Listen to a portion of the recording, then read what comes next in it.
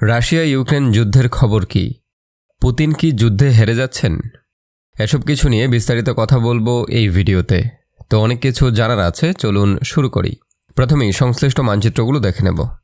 সারা বিশ্বের মানচিত্রে এটি হলো রাশিয়া, এটি হলো চায়না, রাশিয়ার পাশে সবুজ অংশটি হলো ইউক্রেন, আর চায়না বা চীনের এখানে উত্তর কোরিয়াকে দেখতে পাচ্ছেন, আর এটি হলো যুক্তরাষ্ট্র, আর এখানে ইউরোপের অংশ দেখতে পাচ্ছেন, অর্থাৎ ইউরোপিয়ান কান্ট্রিগুলো এখানে রয়েছে। এখানে লাল অংশটি হলো রাশিয়া দেখতে পাচ্ছেন, আর এটি হলো ইউক্রেন, চায়নাকে দেখতে পাচ্ছেন, আর এটি হলো উত্তর কোরিয়া। উত্তর কোরিয়ার সাথে চীন এবং রাশিয়ার সীমান্ত রয়েছে।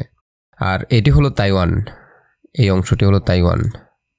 এখানে রাশিয়া এবং ইউরোপের অংশ দেখতে পাচ্ছেন, সবুজ অংশটি রাশিয়া, রাশিয়ার একাংশ দেখতে পাচ্ছেন, আর এটি হলো ইউক্রেন। ইউক্রেনের পাশেই রয়েছে বেলারুশ, আর এখানে অন্যান্য দেশগুলোকে দেখতে পাচ্ছেন। বিস্তারিত আলোচনা যাওয়ার আগে প্রথমে আমরা দেখে নেব যে এখন পর্যন্ত যুদ্ধে কি কি অগ্রগতি হয়েছে এবং কোন পক্ষে কতজন হতাহত হয়েছে। যুদ্ধ শুরু হয়েছিল 24 ফেব্রুয়ারি 2022 সালে, অর্থাৎ 24 ফেব্রুয়ারি 2022 রাশিয়া আক্রমণ করেছিল ইউক্রেনের উপর। তো এখানে দেখতে পাচ্ছেন যে 24 ফেব্রুয়ারি 2022 রাশিয়া যখন ইউক্রেনের উপর আক্রমণ করেছিল তখনকার অবস্থা, অর্থাৎ প্রথমেই এই ক্রিমিয়া থেকে সে আক্রমণ করে। ক্রিমিয়া ইউক্রেনের অংশ ছিল 2014 সালের আগ পর্যন্ত, কিন্তু 2014 সালে রাশিয়া এই ক্রিমিয়াকে দখল করে নেয়, যার ফলে 2022 সালে এই ক্রিমিয়া থেকে সে প্রথমে আক্রমণ শুরু করে এই দিকে, আর এই দিক দিয়ে আক্রমণ শুরু করে, আবার এই সাইড দিয়েও আক্রমণ শুরু করেছিল, এদিক দিয়েও করেছিল। এরপর 26শে মার্চের চিত্র এখানে দেখতে পাচ্ছেন। 26শে মার্চ অর্থাৎ আক্রমণের প্রায় এক মাসের মধ্যে সে ইউক্রেনের অনেক জায়গা দখল করে নিয়েছিল। এখানে চিত্র দেখতে পাচ্ছেন যে বিভিন্ন জায়গায় রাশিয়ার সেনাবাহিনী ঢুকে গিয়েছিল এবং রাজধানী কিয়েভের কাছাকাছি চলে গিয়েছিল। এখানে ইউক্রেনের রাজধানী কিয়েভ অবস্থিত, তো রাজধানীর কাছাকাছি চলে গিয়েছিল। এরপর 4 এপ্রিল 2022 সালের চিত্র এখানে দেখতে পাচ্ছেন। এরপরই ইউক্রেন পশ্চিমা দেশগুলোর সহায়তায়, অর্থাৎ যুক্তরাষ্ট্র এবং ইউরোপিয়ান কান্ট্রিগুলোর সহায়তায় পাল্টা আক্রমণ শুরু করে এবং রাশিয়ার বাহিনী পিছু হটতে শুরু করে। এই যে এদিকে দেখেন, এটা দখল করে নিয়েছিল কিন্তু রাশিয়ার বাহিনী মার্চ মাসে, কিন্তু এপ্রিল মাসে এখান থেকে সরে যায় রাশিয়ার বাহিনী। আর এটি হলো সর্বশেষ অবস্থা, অর্থাৎ 20 মে 2026-এর অবস্থা, অর্থাৎ রাশিয়া বর্তমানে ইউক্রেনের এই অংশগুলো দখল করে রেখেছে। ডান দিকে যে অংশগুলো দেখতে পাচ্ছেন, এই অংশগুলো। ক্রিমিয়া সে আগেই দখল করে নিয়েছিল 2014 সালে, আর 2022 সালে এই অংশগুলো সে দখল করেছে। এদিকে কিছু অংশ সে দখলে রেখেছে, এখানে দেখতে পাচ্ছেন। এছাড়া আর কোনো অংশ, ইউক্রেনের আর কোনো অংশ তার দখলে নেই। এখানে দেখতে পাচ্ছেন এটি হলো লুহান্স্ক, এটি হলো ডোনেৎস্ক, এটি হলো জাপোরজিয়া, আর এটি হলো খেরসন। এখানে এই এলাকাগুলো ভালো করে দেখতে পাচ্ছেন, লুহান্স্ক, ডোনেৎস্ক এবং জাপোরজিয়া এবং খেরসন, আর এটি হলো ক্রিমিয়া। এখানে একটি গুরুত্বপূর্ণ বিষয় দেখতে পাচ্ছেন, সেটি হলো ইউক্রেনকে বিশ্বের কোন কোন দেশ কিভাবে সাহায্য করে। ডিপ ব্লু যে অংশগুলো দেখতে পাচ্ছেন, অর্থাৎ এখানে যুক্তরাষ্ট্র রয়েছে, কানাডা রয়েছে, ব্রাজিল রয়েছে, এদিকে অস্ট্রেলিয়া রয়েছে, ইউরোপিয়ান কান্ট্রিগুলো রয়েছে, তুরস্ক রয়েছে, এরা ইউক্রেনকে সাহায্য করে, অর্থাৎ ইউক্রেনকে ভারী অস্ত্র দিয়ে সাহায্য করে। অন্যদিকে হালকা কালারের যে অংশগুলো দেখতে পাচ্ছেন, হালকা ধরনের অস্ত্র দিয়ে সাহায্য করে। এর মধ্যে রয়েছে পাকিস্তান, তারপর এদিকে রয়েছে জর্ডান, আরও কিছু দেশ রয়েছে যারা হালকা অস্ত্র দিয়ে ইউক্রেনকে সাহায্য করে। আর সবুজ কালারের যে অংশগুলো দেখতে পাচ্ছেন তারা অন্যান্যভাবে সাহায্য করে। এখানে আছে দক্ষিণ কোরিয়া, তারপর জাপান, ইউরোপের আরও কয়েকটি দেশ আছে, তারা বিভিন্নভাবে সাহায্য করছে ইউক্রেনকে। এখানে ইউক্রেনকে দেখতে পাচ্ছেন, আর এটি হলো রাশিয়া। আর এখানে দেখতে পাচ্ছেন যে রাশিয়াকে কোন কোন দেশ সাহায্য করে। লাল অংশটি রাশিয়া, এর মধ্যে রয়েছে ইরান রয়েছে, ইরান সাহায্য করে রাশিয়াকে সামরিকভাবে। উত্তর কোরিয়া রয়েছে, এই যে এখানে উত্তর কোরিয়াকে দেখতে পাচ্ছেন।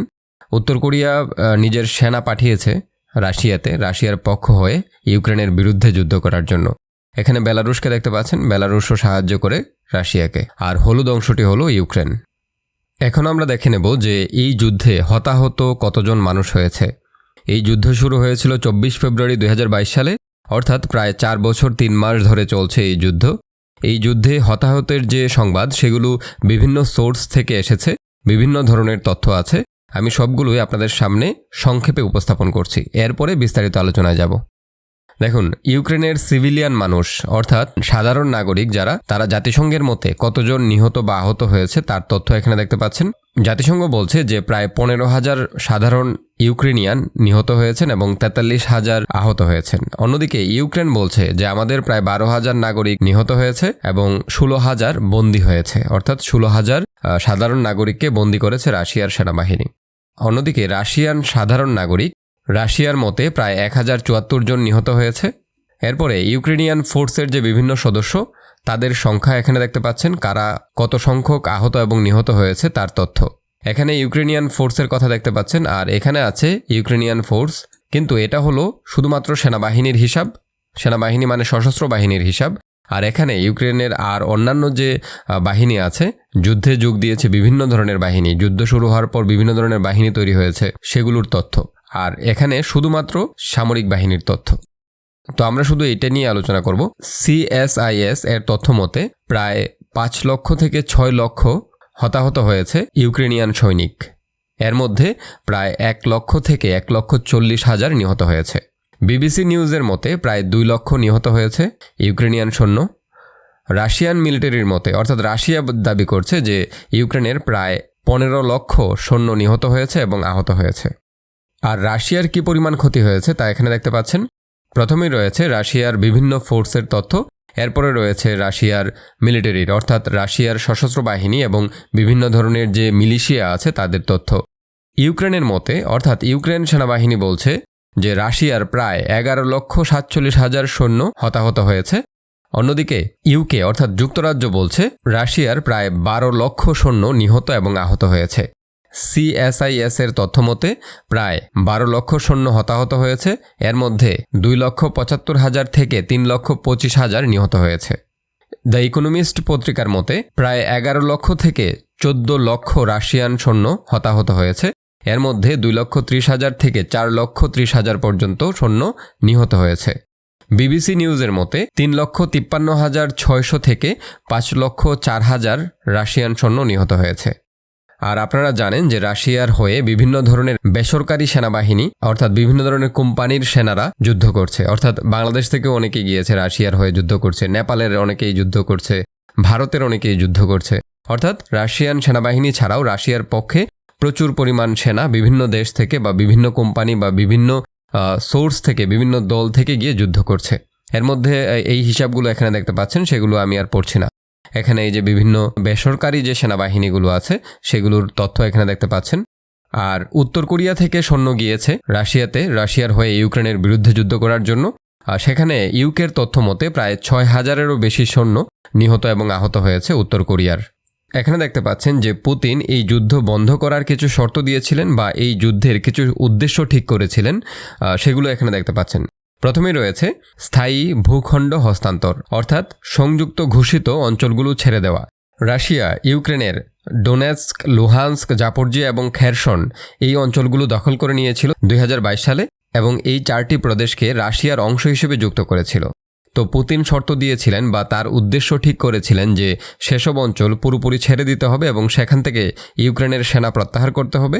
এমনকি যেসব এলাকা বর্তমানে রাশিয়ার সামরিক নিয়ন্ত্রণে নেই সেগুলোকেও রাশিয়ার অংশ হিসেবে দিতে হবে। অর্থাৎ এই 4টি অঞ্চল সম্পূর্ণরূপে রাশিয়ার কাছে হস্তান্তর করতে হবে। ক্রিমিয়াকে স্বীকৃতি দিতে হবে, অর্থাৎ এই যে এখানে যে ক্রিমিয়াকে রাশিয়া 2014 সালে দখল করেছিল, এই ক্রিমিয়াকে রাশিয়ার অংশ হিসেবে স্বীকৃতি দিতে হবে। অর্থাৎ ইউক্রেন বলবে যে এই অংশ এখন থেকে রাশিয়ার। এবং এখানে এই অঞ্চলগুলো দেখতে পাচ্ছেন, খেরসন, জাপোরজিয়া, তারপর লুহান্স্ক, এই অঞ্চলগুলোকে বলতে হবে যে এগুলো রাশিয়ার অংশ, ইউক্রেনকে এগুলো মেনে নিতে হবে। এরপর ভূরাজনৈতিক অবস্থান এবং সামরিক মর্যাদা। পুতিন চেয়েছিলেন যে ইউক্রেন কি করবে না, ন্যাটোতে যোগ দেবে না। অর্থাৎ রাশিয়া ইউক্রেনকে আক্রমণ করেছিল মূলত এই ইউক্রেনের ন্যাটোতে যোগ দেওয়ার বিষয়কে কেন্দ্র করেই। তো ন্যাটো কি, ন্যাটোর উদ্দেশ্য কি, ন্যাটো কি কাজ করে, এগুলো নিয়েও বিস্তারিত ভিডিও আছে। আর রাশিয়া যে ইউক্রেনকে আক্রমণ করবে, সেটি রাশিয়া ইউক্রেনকে আক্রমণ করার প্রায় 6 মাস আগে আমি বলেছিলাম যে রাশিয়া ইউক্রেনকে আক্রমণ করবে। তো সেটি নিয়েও বিস্তারিত ভিডিও আছে, সেগুলো দেখে নিন। তারপর সে নিরপেক্ষতা বজায় রাখবে, অর্থাৎ ইউক্রেনকে স্থায়ীভাবে নিরপেক্ষ এবং কোনো জোটে না থাকার ভূরাজনৈতিক অবস্থান গ্রহণ করতে হবে। এরপরে রয়েছে সামরিক শক্তি সীমিতকরণ, অর্থাৎ ইউক্রেনের সামরিক বাহিনীকে ব্যাপকভাবে ছোট করতে হবে, অস্ত্র সক্ষমতার সীমা নির্ধারণ করতে হবে এবং ভবিষ্যতে ইউক্রেনের মাটিতে পশ্চিমা সেনা বা সামরিক অবকাঠামো মোতায়েনের ওপর নিষেধাজ্ঞা মেনে নিতে হবে। অর্থাৎ ন্যাটোর কোনো সেনা বা অন্য বিদেশি পশ্চিমা দেশের কোনো সেনা ইউক্রেনের মাটিতে থাকতে পারবে না বা ইউক্রেনের মাটিতে অবস্থান করতে পারবে না। আর সর্বশেষ যে শর্ত বা পুতিনের উদ্দেশ্য সেটি ছিল রাজনৈতিক এবং সাংস্কৃতিক ডিনাজিফিকেশন, অর্থাৎ রাশিয়া ইউক্রেনে ব্যাপক আইনগত পরিবর্তনের দাবি করেছিল, যার উদ্দেশ্য জাতীয়তাবাদী রাজনৈতিক আন্দোলনগুলো ভেঙে দেওয়া এবং নির্দিষ্ট সাংস্কৃতিক ও ভাষাগত সুরক্ষা নিশ্চিত করা। আর সর্বশেষ যে উদ্দেশ্য বা শর্ত ছিল সেটি ছিল নতুন নির্বাচন, অর্থাৎ ইউক্রেনে নতুন নির্বাচন হবে এবং সেখানে নতুন সরকার গঠিত হবে। বর্তমান যে প্রেসিডেন্ট সে থাকবে না, মূল উদ্দেশ্য ছিল সেটাই। এই 4 বছর যুদ্ধ করার পর পুতিনের এই শর্তগুলো বা এই উদ্দেশ্যগুলো কতটুকু পূরণ হয়েছে, এই প্রশ্নের উত্তর খোঁজার চেষ্টা করব বিস্তারিত আলোচনার মাধ্যমে। 17 মে 2026 রাশিয়ার রাজধানীতে এক ড্রোন হামলায় অন্তত 5 জন নিহত হন, যাদের মধ্যে একজন ভারতীয় নাগরিকও ছিলেন। ওই দিন রাশিয়ার প্রতিরক্ষা মন্ত্রণালয় জানায় তারা 24 ঘন্টায় 1000-এরও বেশি ড্রোন ভূপাতিত করেছে। আর এর এক সপ্তাহ পর অর্থাৎ 24 মে রাশিয়া ইউক্রেনের রাজধানী কিয়েভে হামলা চালিয়ে 4 জনকে হত্যা করেছে। এই হামলাগুলো এমন সময়ে এসেছে যখন রুশ প্রেসিডেন্ট ভ্লাদিমির পুতিন কয়েকদিন আগে বলেছিলেন যে ইউক্রেন যুদ্ধ হয়তো শীঘ্রই শেষের দিকে যাচ্ছে। 9 মে মস্কোর সীমিত আকারে বিজয় দিবসের প্যারেডে সাংবাদিকদের সঙ্গে কথা বলার সময় পুতিন যুদ্ধ শেষ করার ইঙ্গিতপূর্ণ মন্তব্য করেন। তিনি এমনকি নিরপেক্ষ কোনো দেশে ইউক্রেনীয় প্রেসিডেন্ট ভ্লাদিমির জেলেনস্কির সঙ্গে সাক্ষাৎ করে শান্তি চুক্তি স্বাক্ষরের ইচ্ছা প্রকাশ করেন। তবে তিনি যোগ করেন, জয় সবসময় আমাদের ছিল এবং থাকবে। অতীতে পুতিন জোর দিয়ে বলেছেন যে ইউক্রেন রাশিয়ার দাবিকৃত সব ভূখণ্ড ছেড়ে না দেওয়া পর্যন্ত শান্তি সম্ভব নয়, অর্থাৎ ওই যে 4টি অঞ্চল আমি দেখিয়েছি সেগুলো এবং ক্রিমিয়া। এমনকি যেসব এলাকা এখনও রাশিয়ার নিয়ন্ত্রণে নেই সেগুলোও।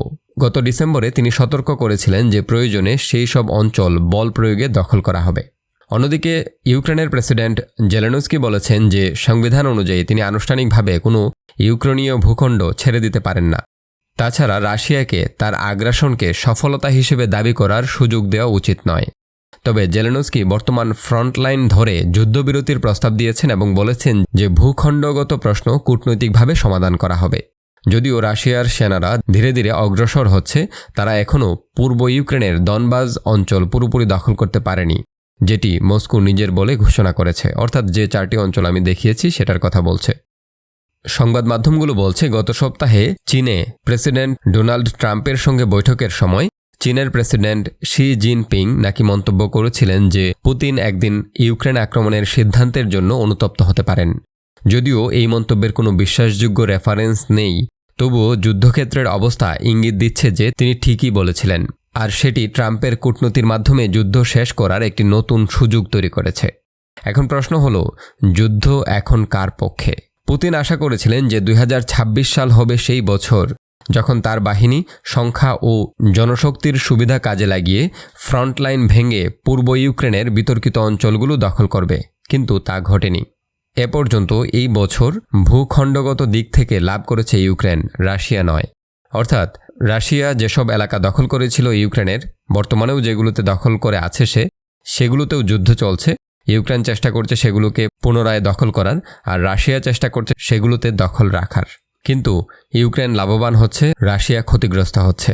সাম্প্রতিক দিনগুলোতে রাশিয়ার পার্লামেন্টের একজন সদস্য প্রকাশ্যে সতর্ক করেছেন যে রাশিয়ার অর্থনীতি হয়তো দীর্ঘমেয়াদী যুদ্ধ টিকিয়ে রাখতে পারবে না।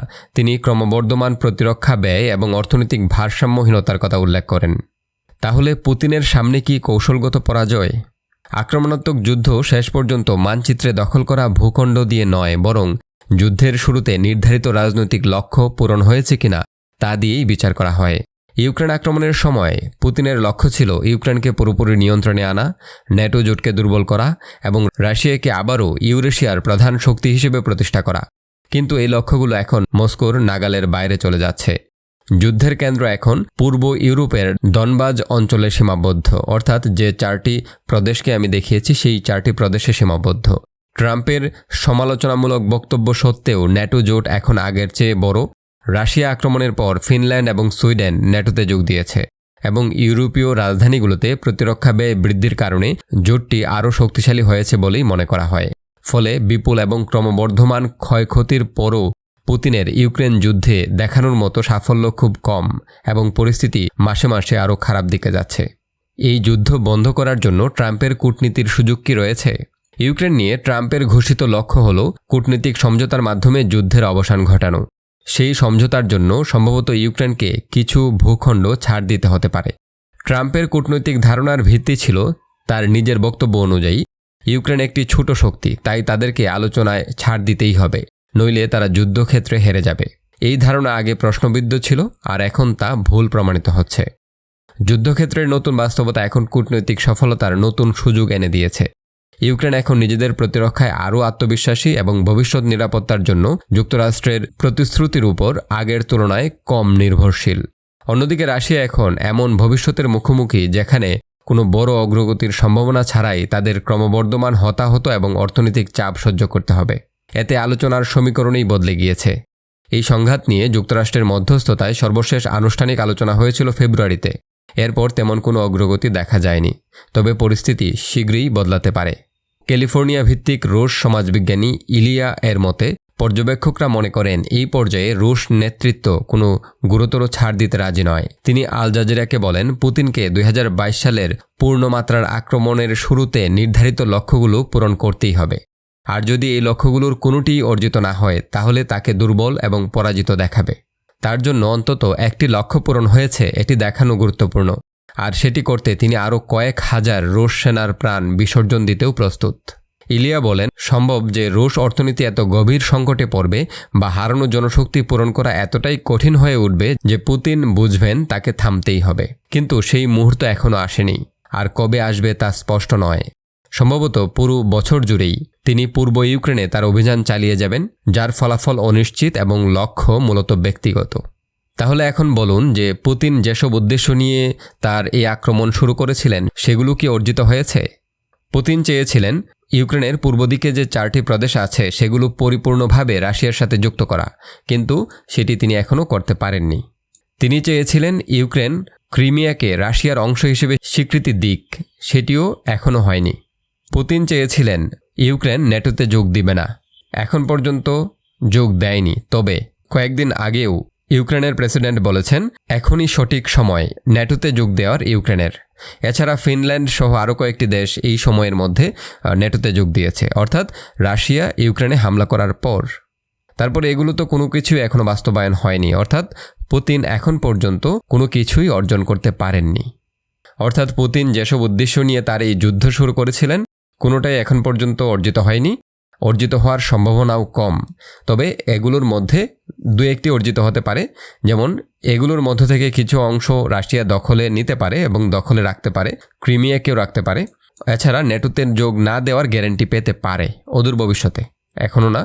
অর্থাৎ রাশিয়া যদি যুদ্ধক্ষেত্রে অগ্রগতি করতে পারে তাহলেই এই শর্তগুলো মেনে নিতে পারে ইউক্রেন, এছাড়া কোনোটাই মানবে না।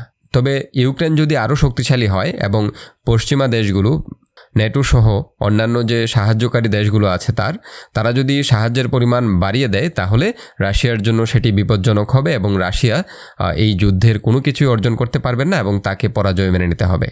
এবং এক পর্যায়ে পুতিন তার ক্ষমতা হারাবেন। পুতিন সারা জীবন ক্ষমতায় থাকবেন না, এটিও মনে রাখতে হবে। পুতিন ক্ষমতা হারাবেন একদিন না একদিন, এবং সেটা ইউক্রেন যুদ্ধে যদি তিনি কোনো কিছু অর্জন না করতে পারেন তাহলেই পুতিন ক্ষমতা হারাবেন। আর এ কারণেই ক্ষমতা ধরে রাখার জন্য পুতিনকে অবশ্যই এই শর্তগুলোর মধ্য থেকে কোনোটা না কোনোটা অর্জন করতেই হবে। তো এসব বিষয় নিয়ে এবং মধ্যপ্রাচ্যের সকল বিষয় নিয়ে বিস্তারিত ভিডিও আছে আমার চ্যানেলে, সেগুলো দেখে নিন। আর এসব বিষয় নিয়ে আপনাদের মন্তব্য কমেন্ট বক্সে জানাতে পারেন। ফেসবুক পেজ রয়েছে, সেটিতে ফলো দিতে পারেন। এছাড়া দ্য ম্যাপ নামে আরেকটি ইউটিউব চ্যানেল রয়েছে, সেটিতে প্রতিটি দেশের বিস্তারিত তথ্য নিয়ে আলোচনা করা হয়, সেই ভিডিওগুলো দেখতে পারেন। ধন্যবাদ।